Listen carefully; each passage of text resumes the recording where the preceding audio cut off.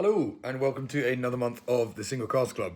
Hello as always to all our existing members, hello to our new members as well, here in the UK and also across the pond in the States.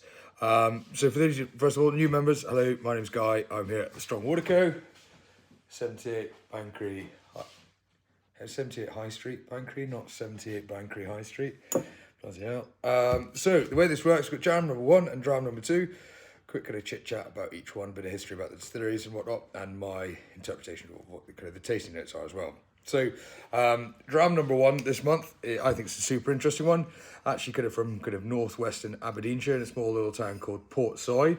So this is a single cask Glenglasser. So Glenglasser is quite a kind of traditional setup. It's kind of got open top rake and plough mash tuns. Wooden washbacks, and then it's got a wash still and a spirit still, so it's just got 2 stills. Originally built in 1874 by a chap called James Moyer. It ran for 18 years before it was kind of shut down in the early kind of 1900s, and that kind of fallback there. It kind of got opened and kind of pulled and pushed, and then in the 70s, it was kind of surplus to requirement. It's quite a niche kind of spirit, and very hard to kind of blend with.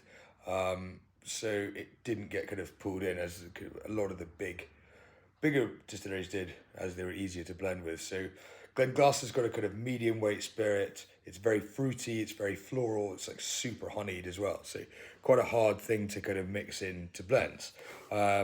Through all of that, it's kind of mothballed. I think there's 27 years of no production. Then in 2008 it was bought by a Russian firm. They ran it, got it back up and running. Then in 2013, Ben Riach Distillers bought it, who was Billy Walker. And then in 2016, that was sold along with Ben Riach, Glenglasser and Glendronach. It was sold in 2016 to Brian Foreman. So this Glenglasser, distilled in the 15th of July, in July 2015, was distilled under the watchful eye of Billy Walker, which I think is rather fun. So yeah, this was distilled July 2015, bottled February 2024 at the age of 8 years old and at 46% with natural colour and non-chill filter. So Glenglasser, I think, super interesting. Kind of love that honey style that you always get with it, which I think is just really great. And straight on the nose, I think it's citrus, it's like honeycomb, straight up, it's like raw, fresh honeycomb, brown sugar, and that kind of soft barley. The palate is, cheers. It's almost fresh mint to start with, which moves to, I think, honey straight away, honeycomb, almost then lemon rind, and a citrus, a little bite that goes.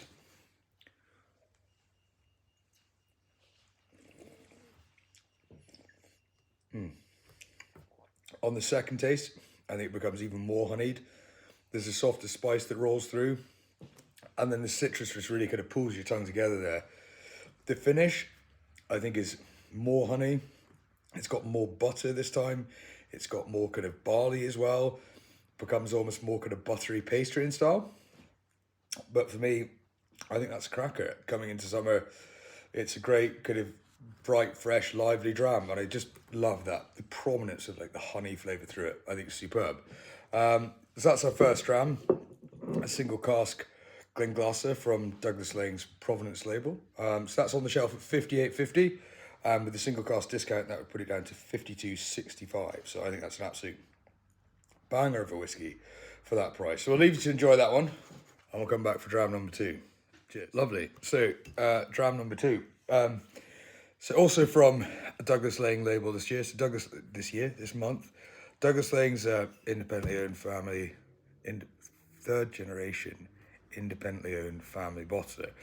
So they see lots of kind of single cask stuff, which is very, very interesting. So this is a Clondenny, which is one of their labels, and it's distilled in Jura. So Jura is quite an interesting distillery. Originally built in 1810 is when the kind of distilling history started there. Had various owners throughout the kind of first 100 years of its existence, probably 150 years of existence, and then 1874 It was actually when it first produced its first single malt. And then in the 1960s, that's when the current distillery was built. So it's really built and backed by a big blender. So that was what the spirit was there for, is to be a kind of short fermentation to give it a good kind of rigidity. And then the whiskey then needs really active barrels or a good bit of time to then ferment out. Mainly unpeated, and then until kind of 2018, with the current owners, they then released a bit more kind of peated spirit into the mix as well. So this Clan Denny, distilled in June 2009, bottled in March 2022 as a 12-year-old, and this was one of 285 bottles at 48% from a refill hogshead. So we're going to have a try of this. So, first of all, it's completely different from that Glenglasser, as you expect. Very light spirit again, but kind of polar opposite. It's got much more sweet brown sugar, heavier butterscotch. It's almost got this like raw pumpkin pie mix smell. And then with kind of spun brown sugar there as well as a sweetness on the palate.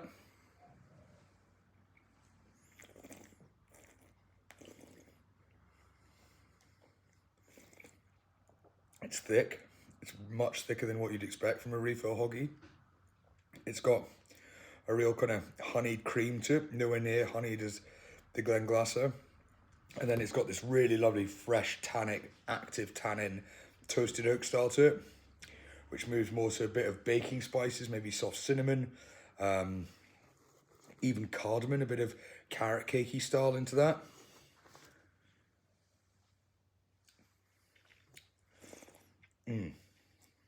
But big, thick, with a bit of spice through it that matches lovely, kind of this soft baking spice, as I said. I think that's really quite dominant there. The finish is much more buttercream icing. It's kind of toasted brown bread. We got that real malted barley style, but then a kind of real coating of something kind of big and thick as well. I think that's a great dram as well. That one again, $58.50 on the shelf, and then $52.65 with the 10% off for the Single Cask Club members like yourself. So I hope everyone enjoys them.